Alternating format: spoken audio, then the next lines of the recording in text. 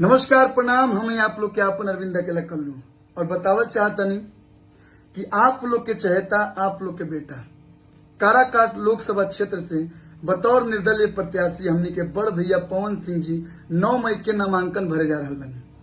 हमू आ रहा बनी डेहरी, तो आप लोग से भी निवेदन बा कि आप लोग 9 मई के हमारा बड़ भैया पवन सिंह जी के नामांकन में उपस्थित हो लो, ज्यादा से ज्यादा संख्या में भाग ले लो और अपन ढेर सारा प्यार और आशीर्वाद दे लो।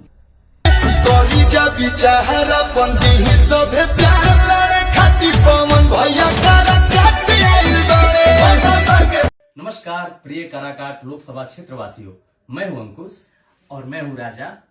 आप सबके चहेता, आप सबके प्रिय हमनी के बड़े भैया श्री पवन सिंह जी काराकाट लोकसभा क्षेत्र से बतौर निर्दलीय प्रत्याशी नामांकन भरे जा रहे बनी 9 तारीख के। बिल्कुल, और ये शुभ अवसर में हमनी दोनों भाई भी आ रहे बनी जा डिहरी में, और आप सबसे भी अनुरोध बा कि 9 मई के होके जाए वाला नामांकन महासभा में आप सब भी आए और बढ़ चढ़ के हिस्सा लें और पवन भैया के ढेर सारा प्यार आशीर्वाद दें।